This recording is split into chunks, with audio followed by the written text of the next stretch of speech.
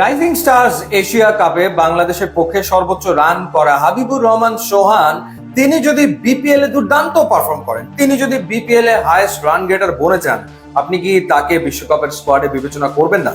কিংবা rising stars Asia কাপে টুর্নামেন্টের সর্বোচ্চ উইকেট শিকারী রিপন মন্ডল যদি বিপিএল এও তার পারফরমেন্স ধরে রাখেন এবং তিনি যদি বিপিএল এর সর্বোচ্চ উইকেট শিকারী হয়ে যান, তাহলে কি আপনি রিপন মন্ডলকেও বিশ্বকাপের স্কোয়াডে বিবেচনা করবেন না? কিংবা ভেরি ইনফর্ম সৌম্য সরকার তিনি যদি বিপিএল এ দারুণ কিছু করেন, তাকেও বিবেচনা করা হবে না?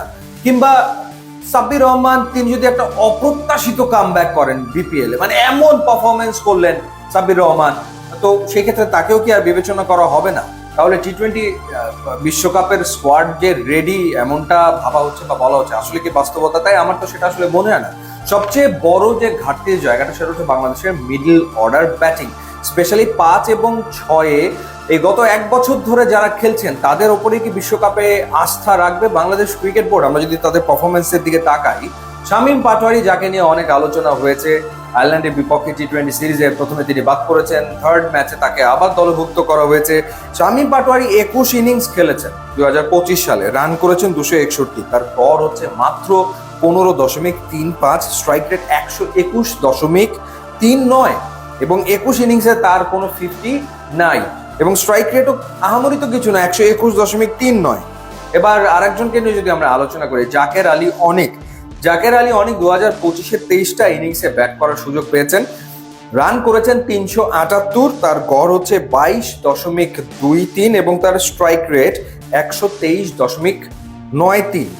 শামীমের 121, জাকেরের 123, ব্যাটিং করছেন 5 বা 6, যেই সময়টাতে স্ট্রাইক রেটের প্রয়োজন ডেফিনেটলি পড়বে বিগ ম্যাচে 140-150, তারা সেটা করতে ব্যর্থ হয়েছেন 2025 সালে।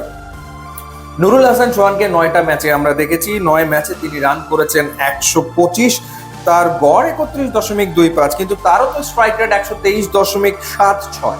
তো এই যে পারফরমেন্স এই তিনজনের ছিল 2025-এ, এই পারফরমেন্সের উপর বেস করে তাদের কি আসলে বিশ্বকাপের স্কোয়াডে জায়গা পাকা? সেটা কেমন করে হয়? আমার তো মনে হয় সেটা হওয়ার কোনো যৌক্তিক কারণ আসলে নাই। তো সেই ক্ষেত্রে বিপিএল এ যদি 5 এবং 6-এ কেউ দুর্দান্ত পারফর্ম করে, সিলেক্টররা সেই ক্ষেত্রে তাকে বিবেচনা করতেই পারে বিশ্বকাপের স্কোয়াডে।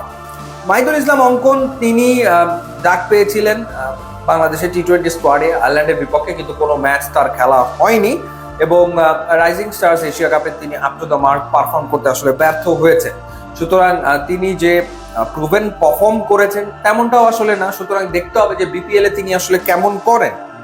তো সেই ক্ষেত্রে ওয়ার্ল্ড কাপ স্কোয়াড সেটল সেটা ভাবার কোনো সুযোগ আছে বলে আমার কাছে অন্তত মনে হয় না। হ্যাঁ, কিছু প্লেয়ার তো নিশ্চিতভাবেই থাকবেনই, যেমন নাসুম আহমেদ যেরকম খেলেছেন, রিশাদ খেলেছেন, শেখ মাহাদি পারফর্ম করেছেন, লিটন দাস, সাইফ হাসান পারফর্ম করেছেন, তানজিদ হাসান তামিম অ্যামেজিং একটা বছর কাটিয়েছেন, তাসকিন আহমেদ দুর্দান্ত পারফর্ম করেছেন, মুস্তাফিজ তার ব্যাপারে নতুন করে বলার কিছু নাই, কিংবা তাওহিদ হৃদয়, তারা নিশ্চিতভাবেই তাদের জায়গা ওয়ার্ল্ড কাপ স্কোয়াডে তো ধরে রাখবেনই। এবং এর পাশাপাশি এখন দেখার ব্যাপার যে কিভাবে টিমটা ফর্ম করা হয়, যেহেতু বাংলাদেশ গ্রুপ পর্বের 3টা ম্যাচই কলকাতায় খেলবে, সেই ক্ষেত্রে ফাস্ট বোলারের সংখ্যা আসলে কত রাখা হয় সেটাও নিশ্চয়ই একটা দেখার ব্যাপার। এছাড়া তানজিম হাসান সাকিব রয়েছেন, শরীফুল রয়েছেন, তারাও মোটামুটি জায়গা হয়তো ডেফিনেটলি ধরে রাখবেন। বাট মূল কনসার্নের জায়গা কোনটা, সেটা হচ্ছে মিডল অর্ডার, স্পেশালি নাম্বার 5 এবং নাম্বার 6 ব্যাটার। টি-20-তে যেটা খুবই গুরুত্বপূর্ণ, সেইখানে কেউ তো ফিক্সড না এবং কেউ ওই জায়গাটাতে খুব ভালো পারফর্ম করতে পারেননি। সুতরাং আমার মনে হয় যে বিপিএল এই কারণে গুরুত্বপূর্ণ এবং দেখারও ব্যাপার রয়েছে যে বিপিএল এ আসলে কে কেমন পারফর্ম করে। অ্যামেজিং কোনো পারফর্মার যদি পাওয়া যায়, why not in World Cup squad, সেটা ডেফিনেটলি আমার মনে হয় সিলেক্টররা চিন্তা করবে। আপনার কি মনে হয় ডেফিনেটলি জানাবেন।